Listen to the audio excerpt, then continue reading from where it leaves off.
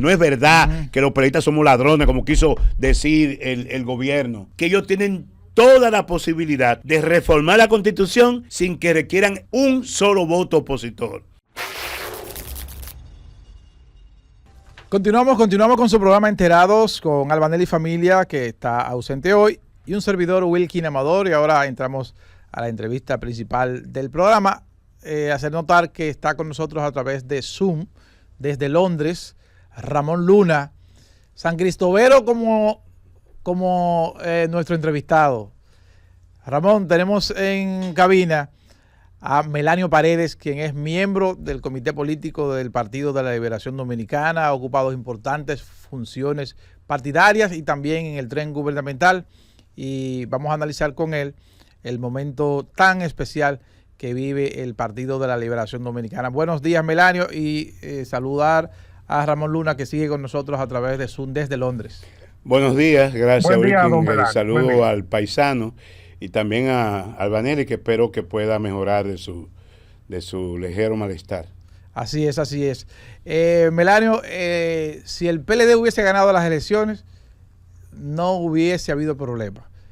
El PLD pierde las elecciones y queda en tercer lugar, y todo el mundo advierte problemas en un partido que hace apenas 2 años se supuso renovado. ¿Qué debe pasar para que el PLD pueda enrumbarse de nuevo por un mejor sendero? La cultura política en República Dominicana es que ni se analizan las victorias, pero mucho menos las derrotas. Y yo, esta semana, varios dirigentes de mi partido, e incluso en mi caso, hemos estado poniendo en perspectiva la situación, dando nuestras opiniones sobre eventuales salidas y sobre todo lo que en principio acordó el Comité Político con el llamado a esa importante reunión el día de mañana del Comité Central y convocar en forma adelantada a nuestro 10º Congreso.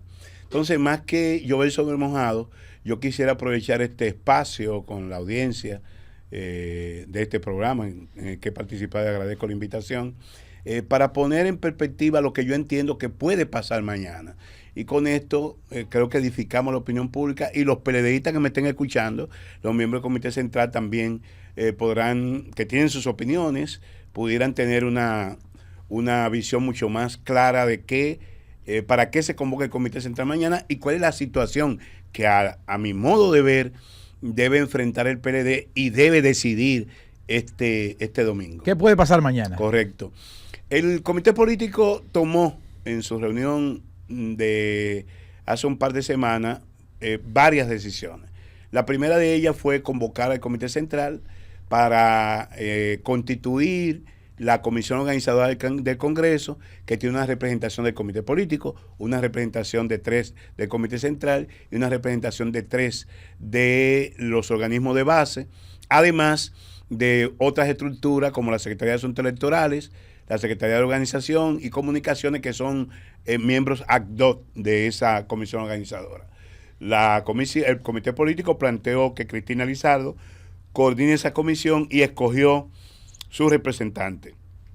Y además le dio potestad a esa comisión organizadora para proponer al Comité Central los 3 que representan a la base del partido y que coja los 3 que representan al Comité Central. Ese es un primer momento que tiene que decidirse.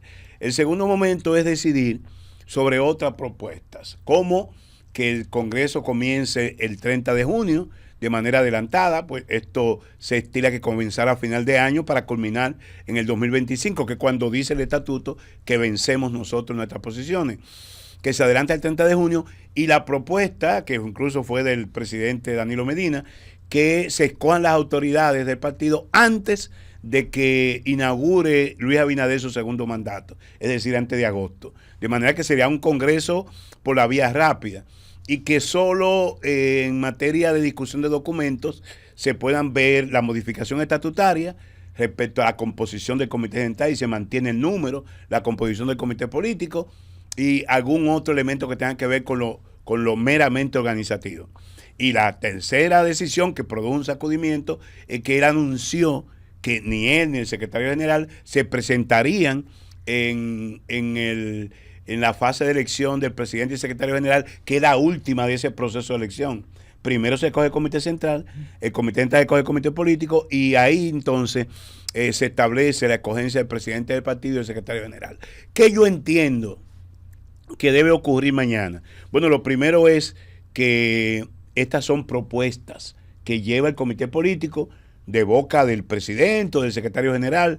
El comité político se ve previamente y designa un vocero para llevar su propuesta. Estas propuestas deben ser sometidas y generalmente, conforme el procedimiento parlamentario del PLD, se da 1 o 2 turnos a favor y 1 o 2 turnos en contra para que entonces se someta a votación. Eso es lo que va a acontecer mañana, que yo espero, primero, que el Congreso no puede ser un Congreso por la vía rápida. No puede ser un Congreso en que nosotros sancochemos, como decimos un buen dominicano, los temas y que elijamos autoridades tan pronto como antes del mes de agosto. No, yo entiendo y conmigo hay una corriente muy fuerte dentro del partido que el Congreso debe seguir un curso ordinario. Segundo, antes de tomar cualquier decisión de elección de autoridades, de reducción o no de la matrícula del comité central del comité político, debemos evaluar lo que ha acontecido, no en el proceso que aconteció el 19 de mayo, no la votación del 10 y tantos por ciento que obtuvo Abel Martínez, porque esa no es la votación del PLD. Si tú promedias la votación municipal del mes de febrero, la votación que alcanzamos en nivel congresional, el porcentaje anda en promedio por un 20%. Entonces, esa no es la votación y es natural. Un partido de 50 años con varios ejercicios de poder, no es verdad que cae tan rápidamente en una votación tan baja. Entonces, pero eso hay que evaluarlo. Don Melanio, porque perdón, no fue. Esa caída. Sí, escúchame, Luna, termino aquí. No fue la votación de ahora. Es que tendencialmente el partido ha ido perdiendo el favor popular y eso obliga a un alto y a evaluar esa situación. Ramón. Esa caída del apoyo que históricamente ha tenido el PLD, sobre todo después que llega al poder, ¿podría guardar algún tipo de relación con la falta de renovación, sangre nueva, esa camada de jóvenes que se formó en el exterior y que tiene una capacidad incuestionable esperando en el círculo de espera? ¿Podría haber alguna relación? El Partido de la Liberación Dominicana, y sobre todo, yo hablo de mi experiencia en el comité político, antes yo siempre fui partidario y fui crítico de que el partido debía renovarse, que no simplemente era una acción administrativa de sumarle miembros a los organismos de dirección, sino justamente que tuviéramos una apertura, que el partido se renovara desde la base hasta la cúspide, y eso aconteció en el Congreso José Joaquín Vidó Medina. 12 jóvenes ingresaron al comité político, algunos que ni siquiera eran de comité central. En el caso de Rafael Paz, Juan Ariel Jiménez, fueron al comité central e inmediatamente fueron escogidos en el comité político. Johnny Pujol, Karen Ricardo, una cantera de jóvenes en el último congreso ingresaron a ese alto organismo. Y en el proceso de reorganización, 502,000 jóvenes entre 18 y 35 años se afiliaron al Partido de la Liberación Dominicana. De manera que la renovación es un fenómeno que se incorporó y tiene que mantenerse. Pero hubo gente que entró tarde y usted es un ejemplo. Así es. Yo creo que Melanio Paredes debió entrar mucho antes al comité político del PLD. Así es. Y yo entiendo que siempre he tenido cabeza propia, he sido crítico. Yo creo que reconocer errores es un elemento que hoy más que nunca, en estos tiempos de transparencia, de horizontalidad de la información, tú debes reconocer errores. O sea, aquí en la cultura política nadie quiere analizar, nadie quiere evaluar porque tú temes reconocer errores para que no te lo impute el adversario. Y no, yo entiendo que si hay que reconocer errores y hasta pedir perdón públicamente, hacerlo. Esa ha sido mi visión toda la vida. ¿Fue un error la candidatura de Abel Martínez? No, mira, el Congreso, yo planteo que la evaluación tiene que ser orgánica, no personal. La evaluación tiene que estar acompañada, asistida técnicamente, para que sea mediante un pero al método. margen de eso, don Melanio, al margen de eso tenemos que coincidir en que no se corresponde el resultado de las municipales con las presidenciales. Bueno, pero yo te puedo decir... Estamos hablando de que el apoyo que recibe el PLD en las municipales no se extrapoló a las presidenciales. O sea, mira lo siguiente. Algo tiene el candidato que ver con eso. Claro, mira lo siguiente. Yo entiendo que la evaluación debe buscar factores incidentes, causas eficientes que han determinado que el PLD haya perdido una gran parte del favor popular, sobre todo de la clase media. No ahora, sino tendencialmente desde la división en el año 2019. En el año 2020, una gran cantidad de electores que siempre votaron al PLD no fueron a votar. No votaron por Gonzalo ni votaron por Leonel.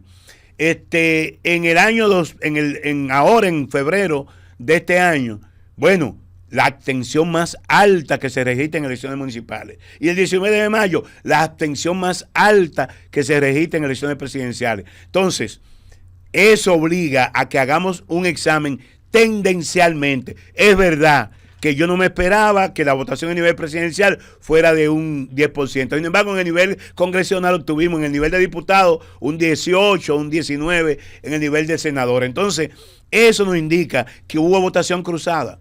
Una gran parte de los votos que perdió Abel es porque PLDistas tradicionales votaron por Leonel Fernández porque vieron en Leonel Fernández mayor posibilidad.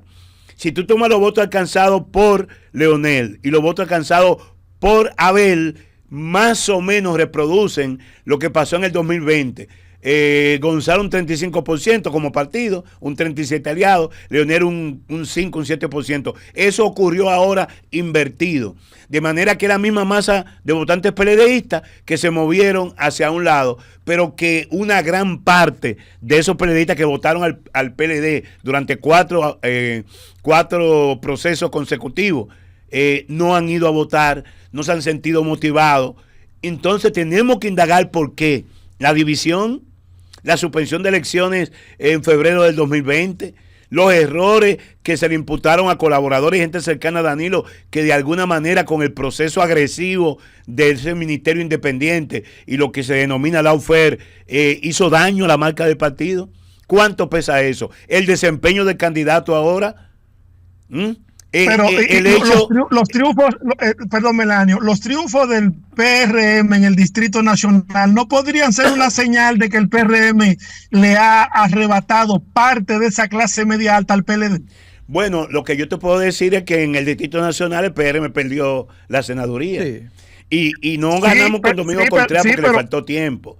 Y Carolina, pero el PRM ya tiene dos sindicaturas. Recordamos que Faride ganó la senaduría y el PRM hoy se puede decir que es un partido sólido en el distrito. Bueno, pero Reinaldo Paredes ganó la senaduría. Reinaldo Paredes ganó la senaduría repetidas veces y ahora la ganó Omar con los votos del PLD. Entonces, no.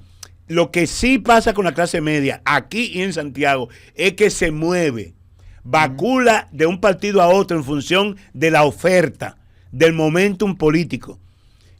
No se puede decir cada partido de esos tradicional que tiene una plaza fija, que no ha perdido, no, han perdido y han ganado sucesivamente. Entre las cosas que tiene que analizar el PLD, usted menciona las acciones del Ministerio Público, supongo que refiriéndose a la lucha contra la corrupción y al sometimiento a la justicia de varios exfuncionarios por corrupción.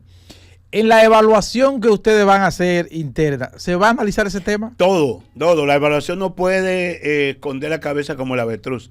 La evaluación... Pero lo harán de manera sincera porque, señores, de los que están presos por corrupción o sometidos por corrupción, que estén bajo medida de coerción, están los hermanos del presidente. Están los dos generales de seguridad del presidente Danilo Medina. O sea, y todo el mundo sabe aquí, todo el que se ha leído ese expediente sabe la libertad con que se manejaban esos hermanos de Danilo Medina. Bueno, pero también te puedo decir que este gobierno tiene más de 20 altos funcionarios involucrados o señalados en actos de corrupción y ninguno ha sido sometido. Tocará a ellos también analizarlo. No, yo te digo lo siguiente. Puede ser. O sea, me refiero a cuánto pesa. Yo no puedo juzgar si cometieron o no felonías, irregularidades, corrupción. Ahora, eso tiene que ser demostrado en los tribunales, siempre lo hemos dicho. Y el que cometió la falta, que cargue con sus culpas. Sí, pero me refiero a la evaluación. Lo que no puede, la evaluación lo que tiene que ver es que un elemento como ese no abarca al PLD como tal. No es verdad que los PLDistas somos ladrones, como quiso decir el gobierno, porque juegan por su condición. No es verdad. Tú no ves ningún PLDista de la fragua involucrado en hechos pecaminosos como eso. No. Entonces, esa evaluación tiene que arrojarla. O sea, ¿qué de errores tienen esos procesos? ¿Qué de sobredimensionamiento tiene el Ministerio Independiente del Gobierno para afectarnos políticamente? Todo eso entra en la cantera de la evaluación. Claro. Hombre, que todos los PLDistas no son corruptos, eso es lógico. Pero yo tengo mi impresión es que la población percibió algo de dejadez, un poquito de displicencia. En algún momento, Ramón Luna, óyeme, en algún momento, Ramón Luna, óyeme, en algún momento Danilo debió decirle a sus hermanos, paren ahí. O a los dos jefes de seguridad de ellos. No paren ahí, es que hubo un comportamiento de nepotismo inexplicable en un hombre. Pero no es responsabilidad de Melanio, lógicamente. No, claro, no estamos analizando todo. Ni del PLD como tal. Puede haber uno o dos militantes del partido implicados, pero eso no afecta al rebaño por completo. Claro que toda gestión de gobierno tiene luces y tiene sombras. Al final lo importante es el balance. Hay un legado material, institucional, de progreso en la gestión del Partido de la Liberación Dominicana, innegablemente que lo hay. Hay errores, ciertamente hay errores. Deben ser enmendados esos errores, sí deben ser reconocidos y enmendados. Todo eso tiene que ser parte de la evaluación. Así es. A partir del 30 de junio, ¿qué debe ocurrir entonces? Usted habló de lo que debe ocurrir mañana y hay quienes plantean que el Congreso inicia el 30 de junio. Entonces, ese 30 de junio, ¿qué es lo que se hace? Bueno, conforme los congresos anteriores, se establecen comisiones para la discusión de los diferentes documentos que se plantea y se entiende que es pertinente abordar. El proceso de evaluación, que es uno de los temas del Congreso, se pone en marcha con herramientas o instrumentos, formularios, recoge informaciones. O sea, la evaluación se hace dentro del Congreso. Sí, dentro del Congreso, como un primer paso.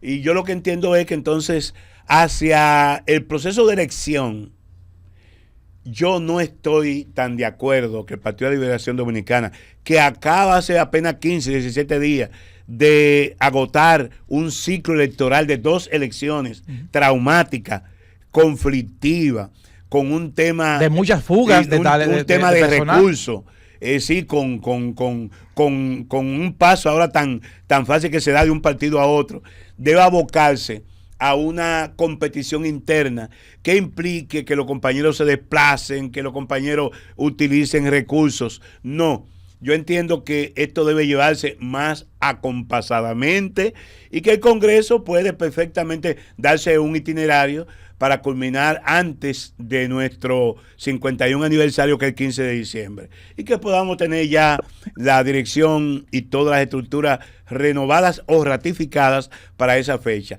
Por una razón elemental. Don Melanio, yo he escuchado a altos dirigentes de la Fuerza del Pueblo, el caso de Radamés Jiménez, preocupado por una posible reforma constitucional en la que el porcentaje para ganar en primera vuelta sea reducido del 50+1 a un 45, un 40. Bueno, ¿existe esa misma preocupación en el PLD? Bueno, mira, una de las razones por las que yo entiendo que el liderazgo del partido no puede apartarse, porque tú necesitas experiencia y necesitas veteranía para que el pueblo lo entienda. En una situación, ya no solamente a partir del 16 de agosto, cuando Abinader jure en su segundo mandato, ya mismo, las informaciones que tenemos en el Partido de la Liberación Dominicana es que el gobierno se apresta a presentar las propuestas de reformas fiscal y constitucional ya mismo, por una razón elemental: la voracidad del gobierno y el partido de gobierno cooptando legisladores, dirigentes al más alto nivel de la oposición, alcaldes y hasta ex candidatos a posiciones electivas. Esa voracidad y el uso indiscriminado de recursos le llevó a alcanzar una mayoría absoluta en los ayuntamientos, en la Cámara de Diputados y en el Senado de la República. Eso significa que ellos tienen toda la posibilidad de reformar la Constitución sin que requieran un solo voto opositor, y hacer la reforma fiscal sin requerir un solo voto opositor a partir del 16 de agosto. Ahora, para esa reforma que tiene un alto costo político, sobre todo la reforma fiscal, entonces ellos quieren repartir culpas y no cargar el peso de esa reforma a los riquitos, porque es un gobierno de riquitos, y la clase pobre no tiene cómo pagar. ¿Quiénes tendríamos que cargar fundamentalmente con la carga de esa reforma fiscal? De los impuestos, para decirlo de una manera, la clase media. Entonces, el PRM tiene miedo como el diablo a la cruz, porque sabe que esa clase media te da el favor, pero también te castiga cuando entiende que tú no lo has hecho bien. Y entonces, ante esa situación, ellos quieren someter la reforma ahora.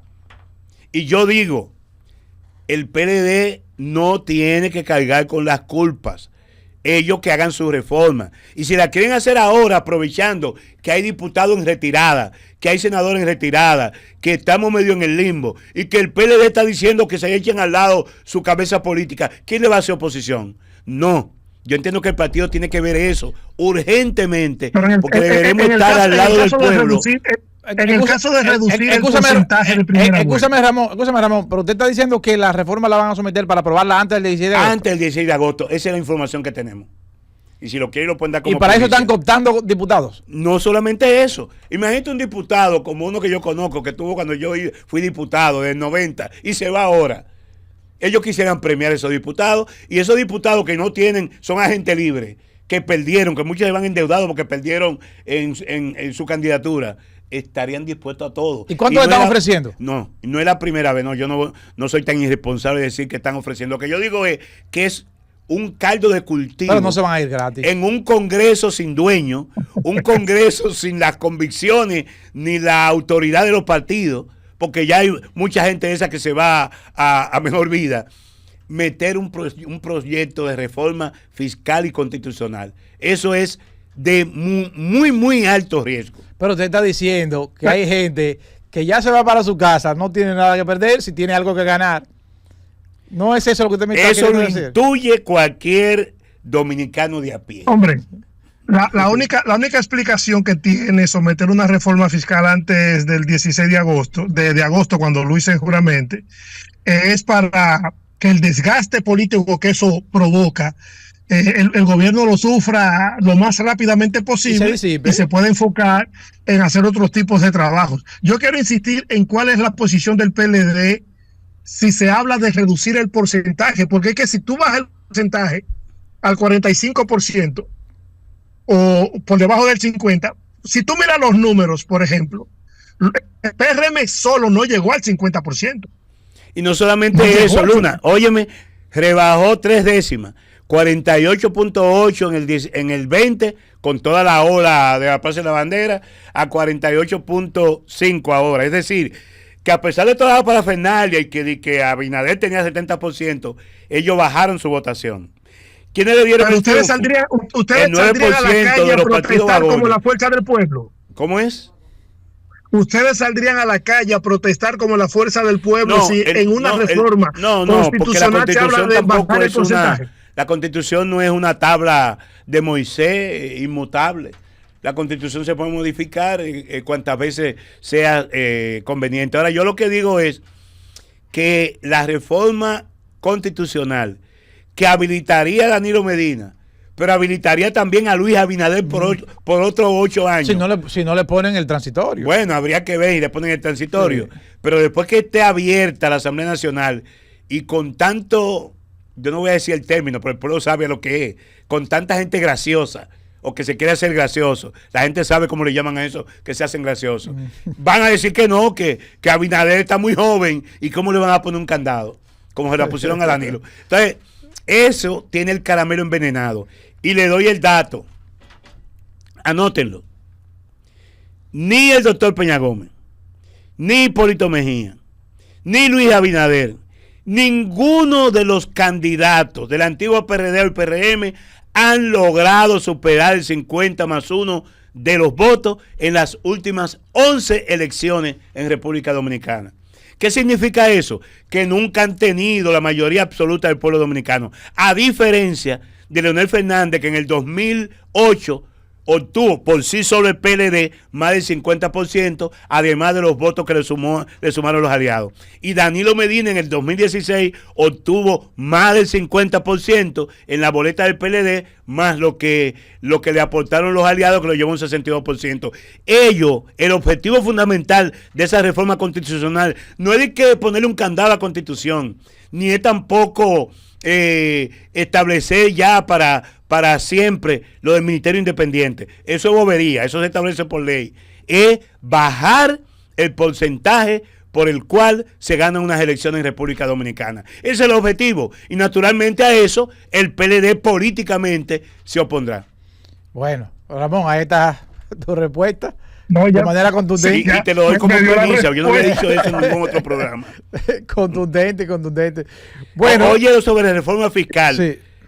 A los amigos oyentes. Pero, don Melanio, los tres candidatos, Leonel Fernández, Luis Abinader y Abel Martínez, en el debate de Ángel, dijeron que después de las elecciones hay que someter la reforma fiscal. No. De hecho, o sea, en la ley hablaron de ajuste en el gasto. En la ley de Estrategia Nacional de Desarrollo, claro, está contemplado el pacto fiscal y no se ha logrado porque nadie quiere asumir el costo político. Entonces, si hay que hacerla o no hay que hacerla. ¿Usted cree que hay que hacerla o no hay que hacerla? ¿O el PLD se va a oponer porque simplemente la oposición tiene que oponerse? Es impostergable el conocimiento de una reforma fiscal.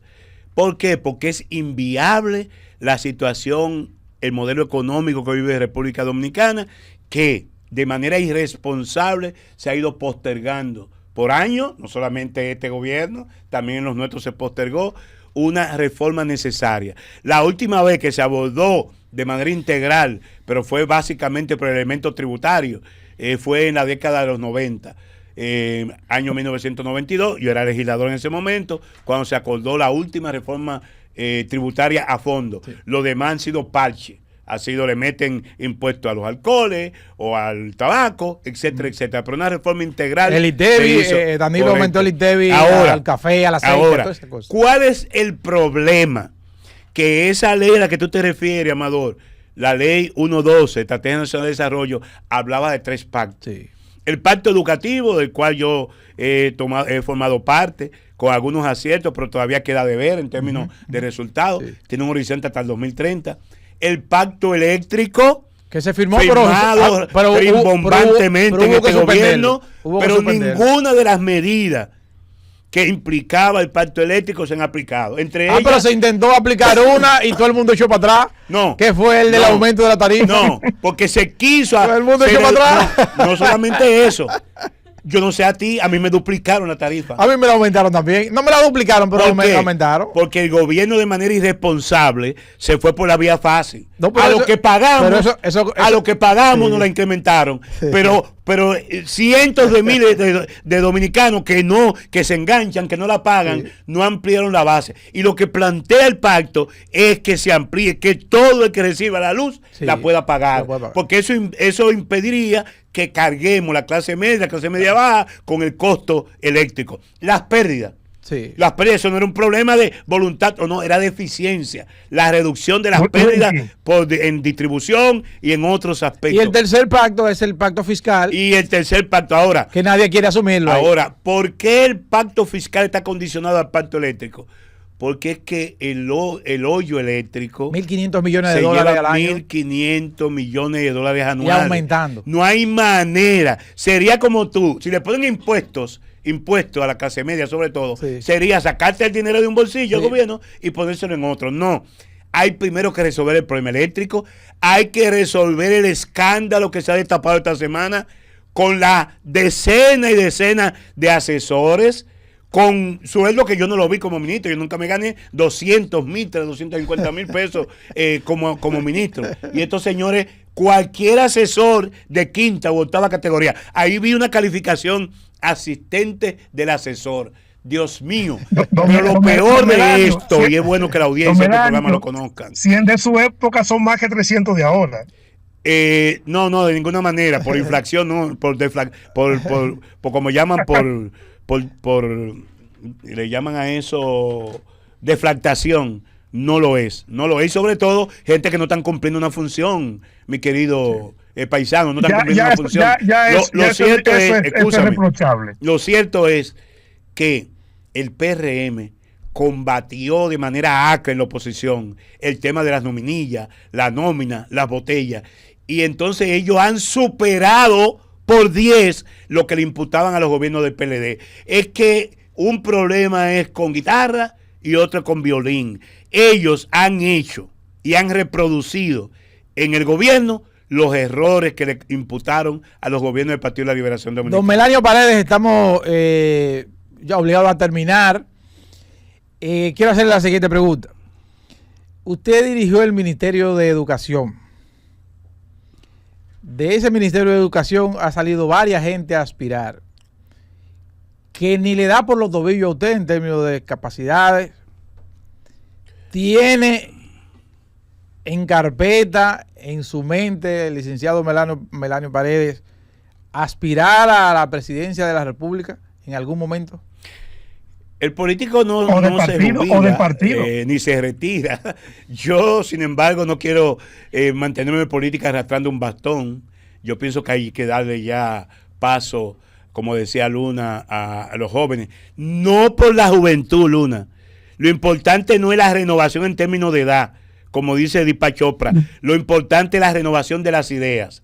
Ningún político en Estados Unidos conecta más con la juventud que el senador Bernie Sanders. Sí, ninguno conecta más. Y un hombre de 80 años. Sin embargo, tiene ideas frescas. Don Melanio, pero cuando te hablas de un hombre como Juan Jiménez, no estamos hablando de un hombre simple y llanamente joven. Claro que lo hay. Y Juan Ariel Jiménez es vicepresidente del partido. Y es una persona con competencia y atributos